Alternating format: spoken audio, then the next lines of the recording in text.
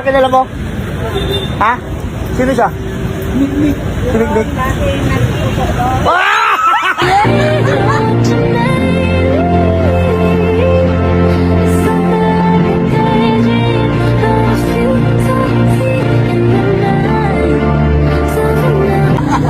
Di ba matalino ka?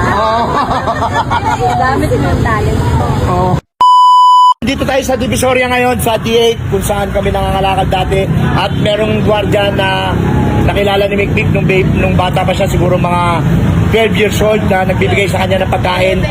11 kasi dito sa dulo na itong D8 dyan namin iniiwan yung kalakal namin. Tapos Diyan ako iniiwan. Dyan siya iniiwan habang nag-iikot kami dito sa buong Divisoria.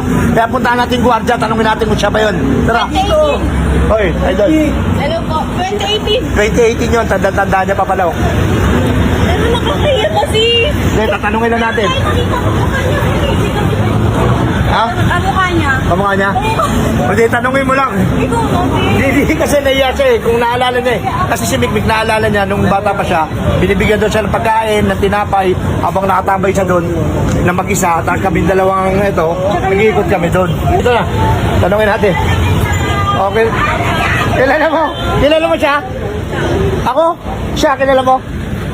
Ha? Sino siya? Mikmik. Si Mikmik. Siya yung nakakalakal doon, alam mo? Alam niya. Tawan-tawa ako sa video ko. Hinanap ka niya ate. Dati daw binibigyan mo siya ng pagkain. Katutan, biskuit. Ha? Ang bait ni Ma'am Guy. Teka lang. Ano masabi mo? Wala, nakakaya. Akala ko Ano sabi mo sa kanya? Nahiya daw siya sa'yo, ma'am. Napapanood niyo po kami. Ha? Hanggang ngayon?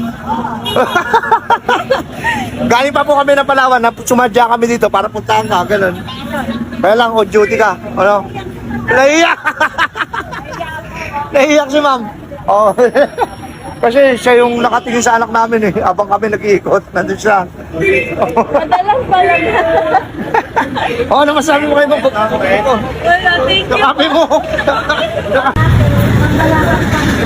Namin siya dyan sa gate, dyan sa dulong pintuan.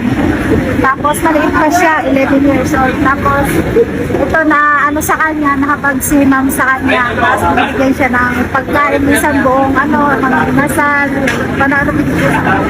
Madali na naiyak ko siya. Madali na, bakit hindi ka lang niya makain?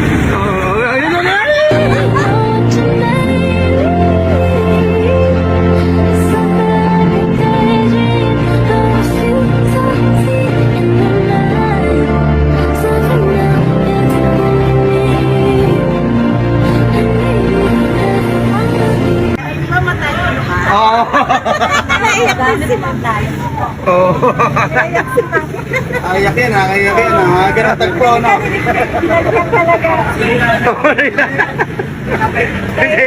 Kahit ako naiyak, isipin ko ha. Si Ma'am, di naman si Ma'am. Kinakatuwa kasi yung mga kabataan nyo. Dahil nung panahon kasi no, pre, walang-wala talaga kami. Walang-wala kami. Kailangan namin mag-ikot dito sa Korea. Tapos siya mag-isa lang siya doon. Buti na lang may mom guard na pabuti. Mabuti ang kalooban niya. Mabuti kalooban na tinitingnan din naman siya. Tapos ang kwento Ma'am, pa doon, maraming salamat po ah. yung binibigay ni Ma'am, hindi niya talaga yung kakainin. Ayun, antayin niya pa kami. Sabi-sabi Minsan, kami at kakain. salo pa kami. Ganun. Pero matagal niya na sinasabi na hanapin namin si Ma'am. Balikan namin dito sa PA. Hindi ko talaga makakalimutan yung mukha na lang. Okay. Anong plano mo ngayon? Ano? On duty. Ako on duty siya, no? Hindi, pwede mo yata, pre. Ano na ba yan, di ba, doon? Magpasalamat. Salamat. Salamat ang tumulo. Thank you. Ma'am, thank you very much, Ma'am Guard. On duty ka yun. Kita, kaya nga nakapalo. Oo na naman, nakapalo. Nakapalo pa. Hindi talaga siya tigil sa kayak. Nasa Palawan Okay, thank you. sabi niya, Mama, pag nag-board sa'yo ng Maynila, hanapin natin si Ate Guard. Oo nga, pag luluwas kami dito, ikaw ang lagi niya naiisip.